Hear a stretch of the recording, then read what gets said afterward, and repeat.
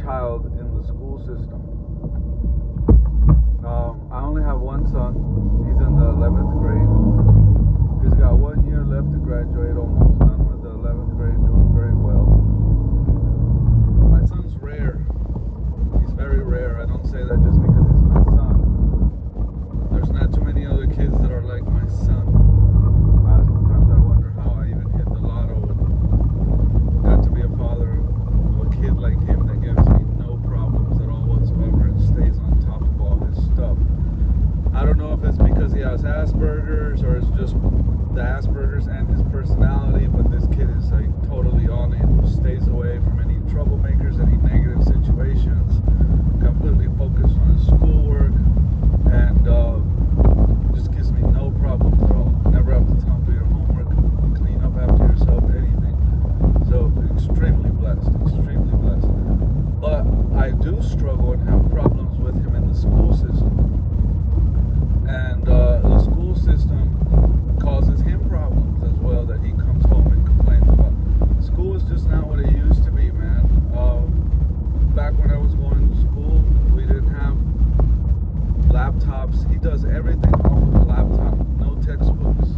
Weird, right? But that's how they're doing it now, apparently. They do everything off of a laptop, homework off of a laptop, schoolwork off of this laptop, everything off of a laptop. Even a lot of their tests are taken on the computer. Some of them, he says, are still in written form, but a lot of them are also on, like the quizzes and stuff in class are on the computer.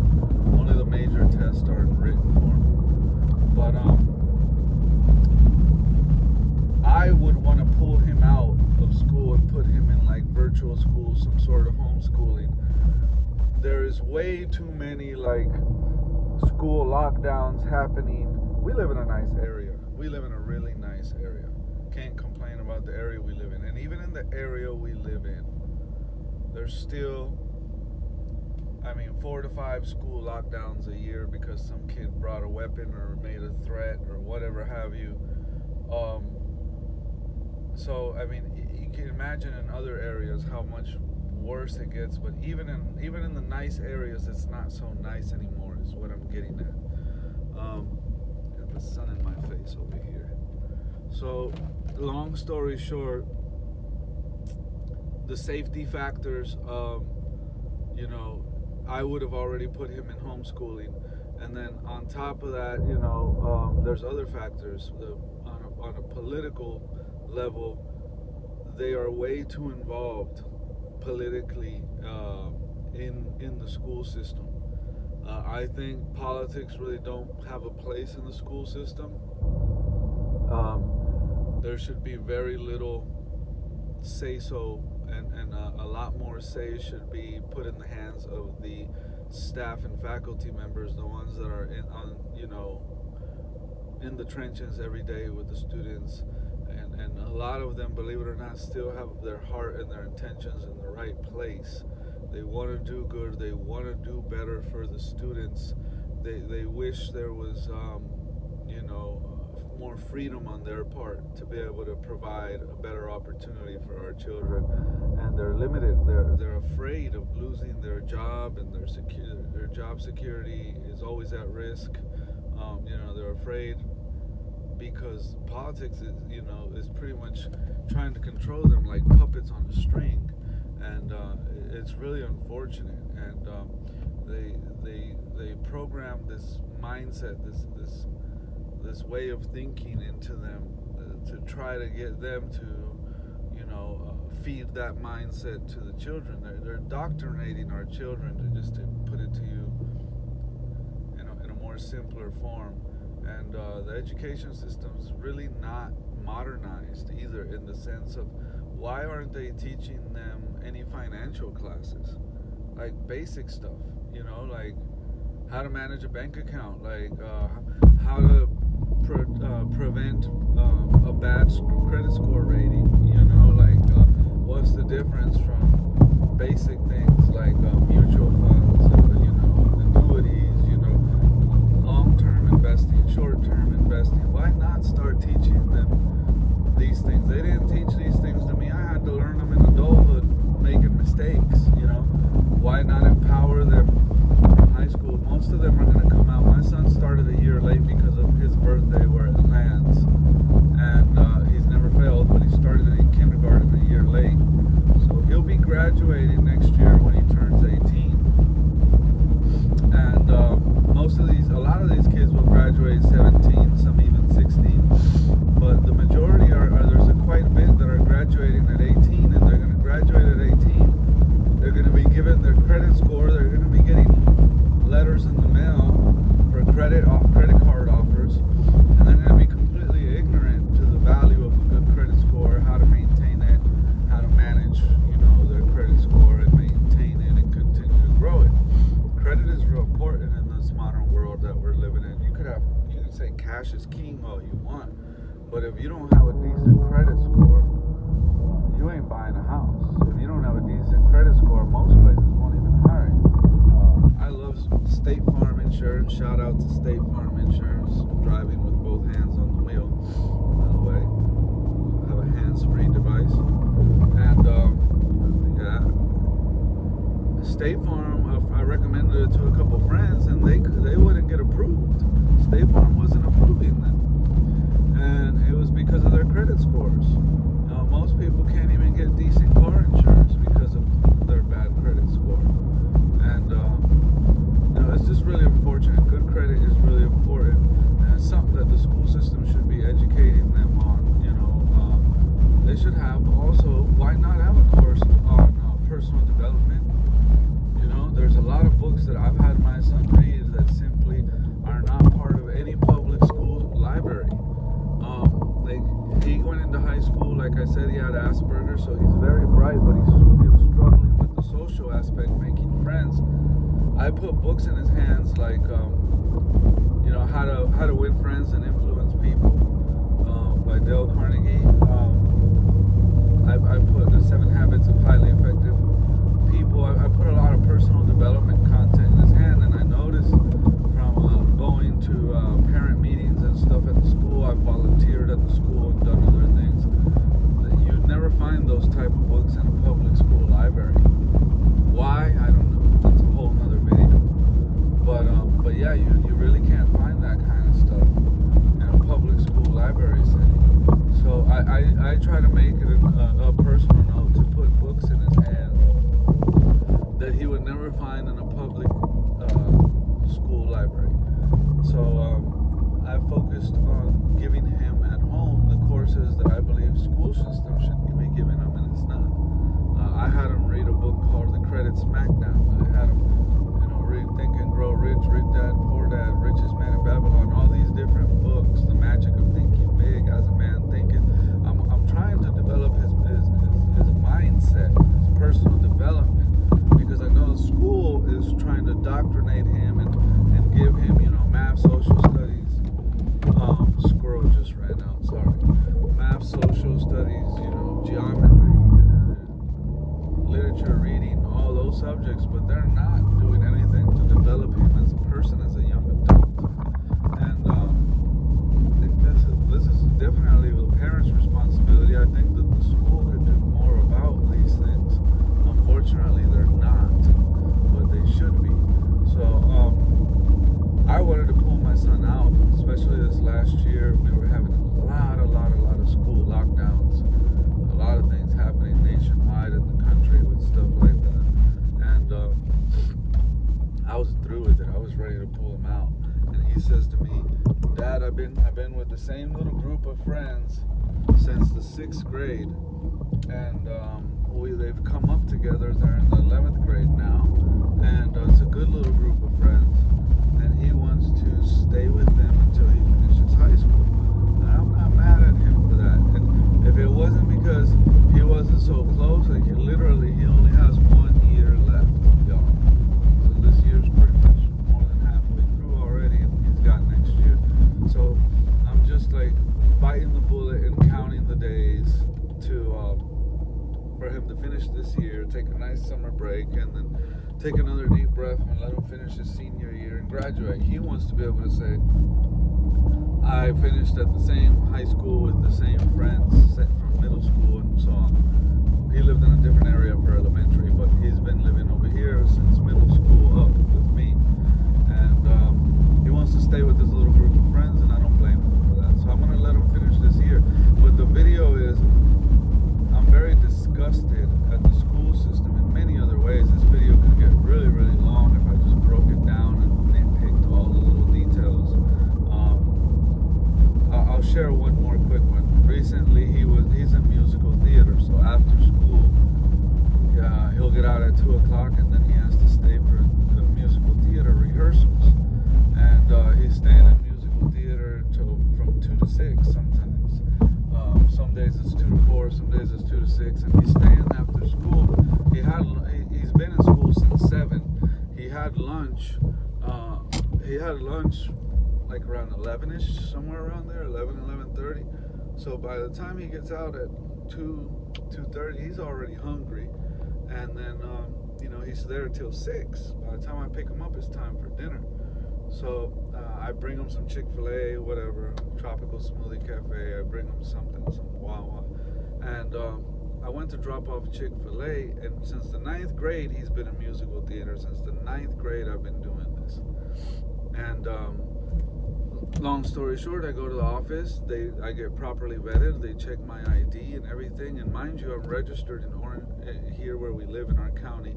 I'm registered as a volunteer. That means I've gone down. I've done the extra due process of being fingerprinted, of having them do a full background check on me. I'm not just some random parent showing up waving a driver's license. They've seen me in the school grounds since 6th grade up, and he's in 11th grade. I'm a very familiar face. I volunteered, like I said, in the school. I actually have a school ID made for me. These people know me very, very well. We're very well known in the community. My dad's pastor of local church, real close to the school. So I would definitely say I'm a friendly face to the school and to the community. And I go in and I follow the same system everybody else does. I ask for no special privileges. I go in, I sign in properly the way anybody else should. And then I walk his food to the musical theater room to hand it to him. And long story short, they're denying me the right to do that. And I told the lady, I'm here to drop this off to my food. I need to sign this food off to my son. I need to sign in. And she says, oh, you can leave it here. It'll be here behind the counter. He can come pick it up here. And I was like, no offense, ma'am, but I don't want my son's food behind the front desk counter with all the traffic and everything, all the people there. She said, oh, I'll take it to him. And I said, no, I'd rather take it to him myself. I didn't want to be rude, but in all honesty, y'all, I don't trust her. I don't trust anybody really handing them a bag of food for my son like that. I'd want to hand it to him personally, the way I always have, without any problems. So I just walk in, hand it to him, turn around, and peace. See you later at 6. And they made such a huge deal about it. They called the principal, whole 9 yards. At the end of it all, had to leave it in the principal's office.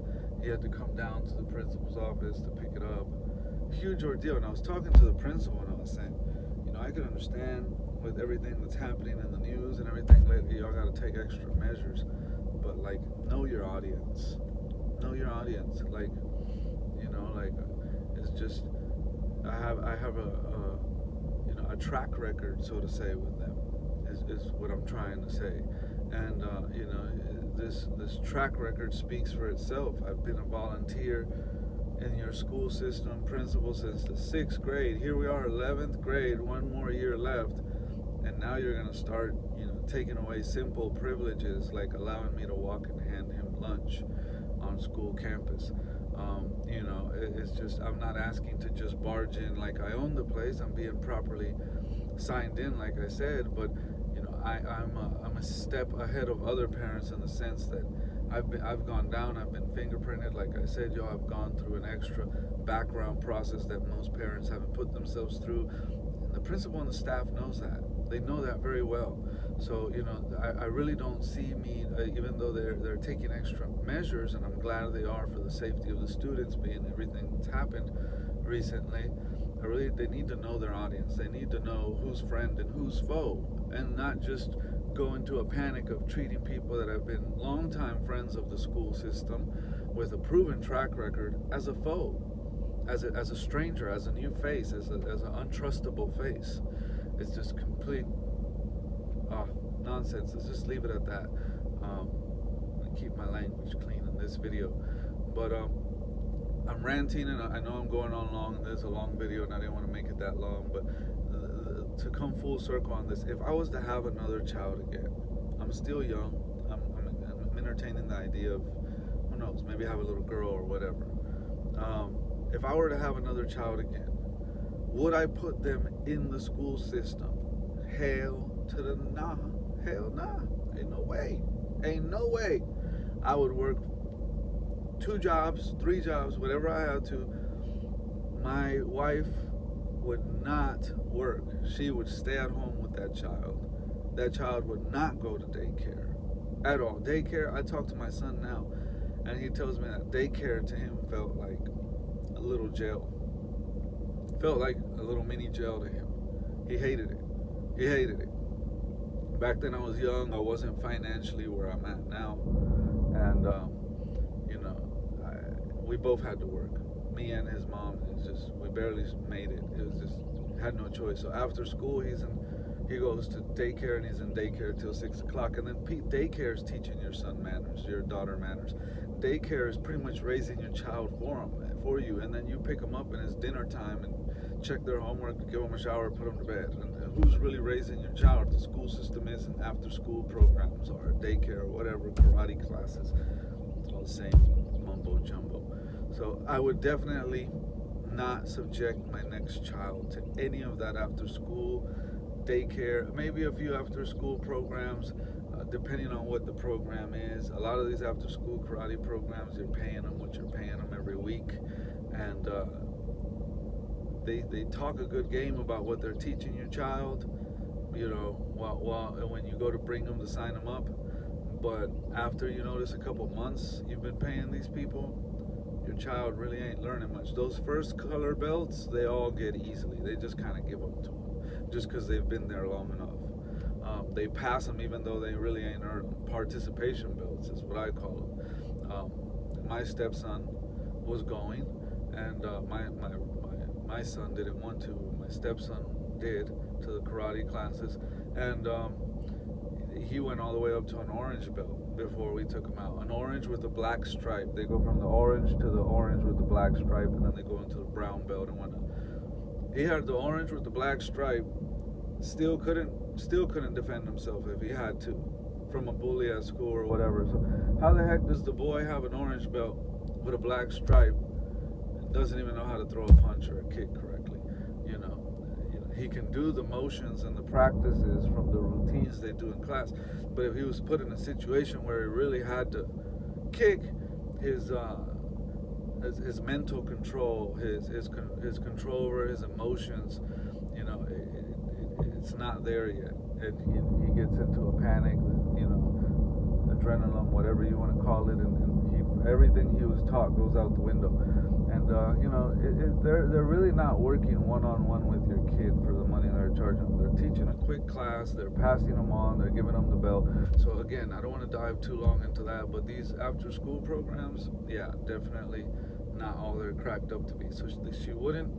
My future daughter, future son would not be in an after-school program, and would definitely not be in the school system. Nowadays, the virtual school system, my neighbor's daughter across the street was in that, and I was pretty impressed with it. It was actually, she was talking live video chat with other teachers.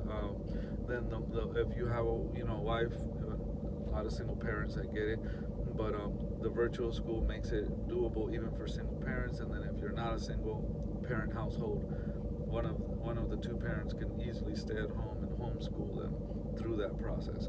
And I think that's the best way. People talk about the social aspect. There's plenty of things you can do with them to keep them social skills going nowadays. So thank you for watching. Long video. Disappointing about the school system. Hate to be a pessimist, but I don't see it getting better. I see it getting worse, and that's the saddest part about it. So God willing, who knows what's going to happen. I'm almost afraid to see what's going to happen in the future. But, the system's not getting any better, and it's because we have. I think you see all these kids bringing weapons to school and stuff like this happening, and you see all these things simply because we have a bunch of kids that are being raised by the school system itself and after school programs, and they're not really being raised by a parent at home the way they should be being raised, having those values instilled, having that discipline, that love and that quality time given to them, and they're acting out in stupid ways, man. When I was a kid, there's very few instances you ever heard about anybody bringing a weapon to school, and it's sad, but this is the world we're living in, y'all, and I can't wait one more year, yay, one more year, and I am free from the school system. Never again over my dead body would I ever trust a school system in the United States of America, ever, with any of my children. And I'm not sitting here speaking angry like I have some elementary school kid barely starting out and I have no experience. I have an 11th grader. Everything I've spoken about, I've been through. Everything I'm talking to you about is based off of personal experience. You've had a better experience than me? Good for you. The majority of us aren't having that good experience. The majority of us are having a horrible experience with the school system. Horrible. I mean, I could go on to teachers that just have piss poor attitudes, that are just riding the wave for a paycheck and could care less, and they're just passing children along. You'd be surprised. Some of these kids are in the 5th grade with a 2nd grade reading level. It's quite pathetic. But unfortunately, school isn't quite what it used to be. I do believe in education. I don't believe in the current education system. I do appreciate a lot of the faculty members and staff, but like I said, I understand they're just puppets on a string. The political system has got way too involved, and hopefully there can be some small changes to kind of ease up how bad and how quickly this thing's getting out of control. But I don't see any amazing drastic changes happening overnight. So again, thanks for watching. Super long video. To those of you that made it to the end, this is my rant on the school system. I'm making this video pretty much for parents that are starting out to really think about and weigh out your options. Take it from a parent that's already gone through the path that you're just starting on. You have a child in elementary school right now. You're starting off that journey. They're gonna get them through elementary. You're gonna get them through middle school. You're gonna get them through high school, and you got a long road ahead of you, and it's not looking so pretty. And I invite you to seriously consider the option of who cares if you have to live a little below the lifestyle that y'all are used to with 2 incomes. At the end of the day, the most important work you'll ever do is the work you do with your children. That's the biggest contribution you'll ever give to society, the quality of kids that you raise. It's not what you do with your freaking career. I made a hard decision, and I had the decision to join the Navy and be an airplane mechanic, and hats off to everybody that's serving, because it's a respectable thing to do. But me personally, I had a special needs son, and I knew that he was going to need me a little bit more than maybe the average child would, and I made the decision to either put on the uniform and go join the Navy and be on a ship for 6 years, sign that contract and get the nice sign-on bonus, and I would have been a hero to the world wearing that uniform. But instead, I made a decision that I don't regret. I made a decision to be a nobody to the world, to not have the fancy uniform, and to be a hero to my son. And a lot of people these days are a freaking hero to the world in their profession, but they're a stranger to their kids at home. And I would rather be a stranger to the world than a hero to my child. To each his own. Like I said, not here trying to talk down on anybody. It's just a decision that I personally made, and I'm telling you, I feel like it's the best decision I ever made. Fatherhood is the best hood. I love it. I've enjoyed every minute of this journey, even the bad moments. Wouldn't have traded it for anything. And he is truly the most important work I will ever do. And I take that very seriously. I invite all you young parents to seriously consider what you're working for. A lot of y'all are putting your energy into a career and giving that time to the career over raising your own children, and these careers are going to drop you like a bad habit. you're so irreplaceable to them, it's ridiculous. You know, it happened to me working for BMW and so many other corporate jobs, and as soon as I got injured, see you next, and somebody else is there taking your place just like nothing. So at the end of the day, that's why I went down the entrepreneur path. I wanted to have freedom on my schedule. It wasn't about an income, it was about time freedom. I was willing to live with less in the beginning, but I wanted that time freedom to truly be there to raise my child the way I wanted to raise him. And you can't do that if you're not present. So consider what your real priorities are later down the road when your son is a teenager, 17, 18 years old, and it's time to release him to the world. What kind of bond, what kind of relationship do you want to have with him? Me and my son are legit best friends. Legit best friends. I get that I'm his dad. He gets that he's my son. But he legit feels like I'm more than his dad. I'm his best friend in life. And I feel it's a mutual feeling. I feel the same way about him. My best friend is not any other grown adult. I legit feel like my best friend on planet Earth is my son. He's the one that I would want to talk to over talking to anybody else about whatever's bothering me.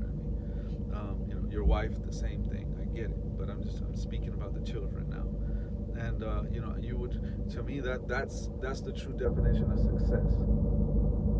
To have produced somebody in society that is actually going to contribute in a positive way back to society because they were raised with manners, morals, ethics. They were properly educated. And I'm not talking about what the school system did. I'm talking about the education I gave them outside of the school system here at home by investing that time into them.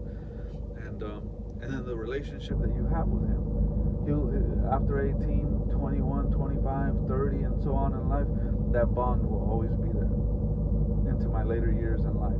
And that is priceless. That is the true retirement gift.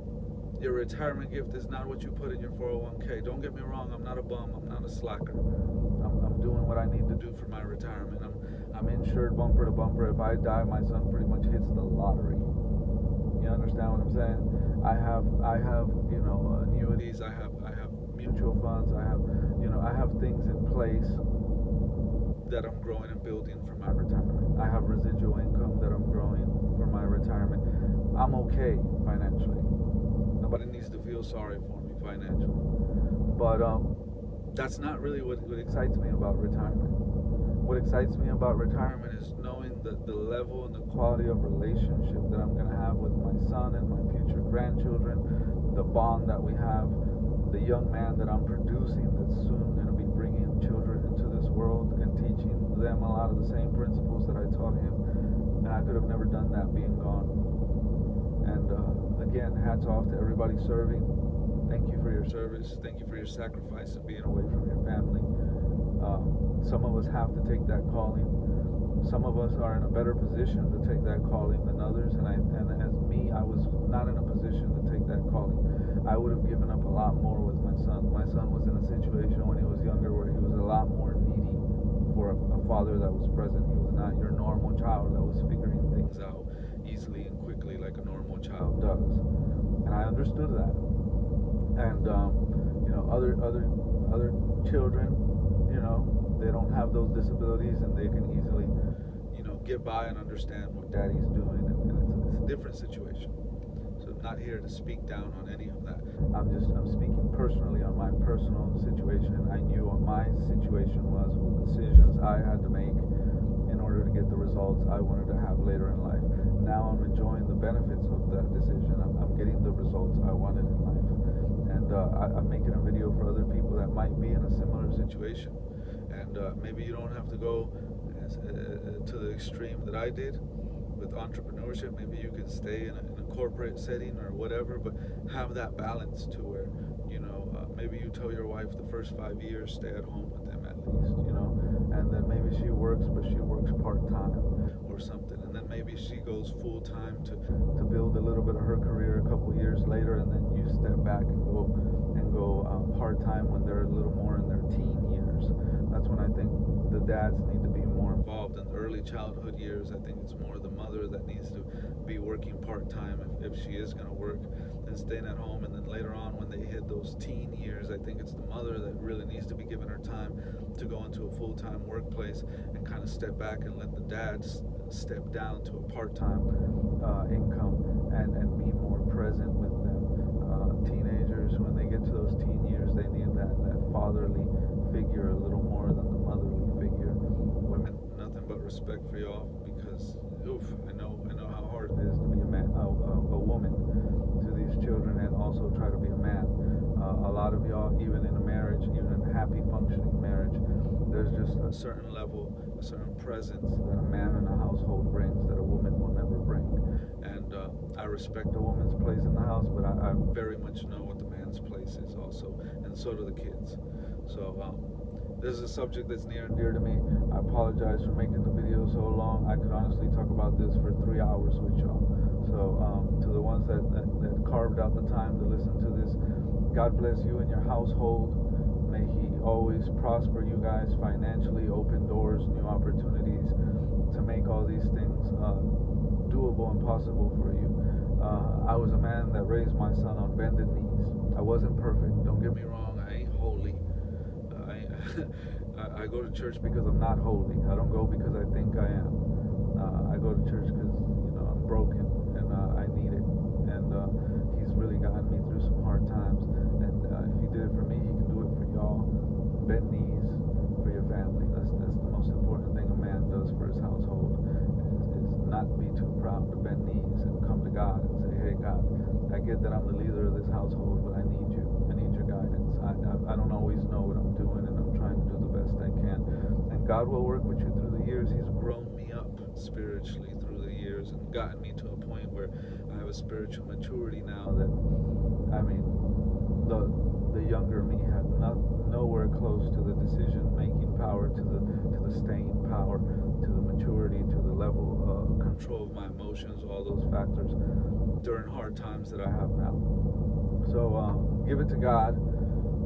Your family is in the best hands in the world if you're putting your family in God's hands. And know that I love y'all, and I want y'all's family to benefit in ways that even my family probably didn't. And that's why I'm making the time to share this video. My son had to feel like he was in mini prison. My son, early childhood, a lot of it, I was gone working, and I had a wake-up call when he hit puberty, and I had to step up and make some changes. And now in his later teen years, I'm seeing the benefits. And I'm very disappointed with the school system. We'll end on that note. But I'm very happy with the decisions I've made at home, and regardless of what's happening in the school system, regardless how much worse it gets, if you do everything right at home, your children will end up thanking you for it in the long run, and you'll thank yourself. God bless y'all, man. Have a good one.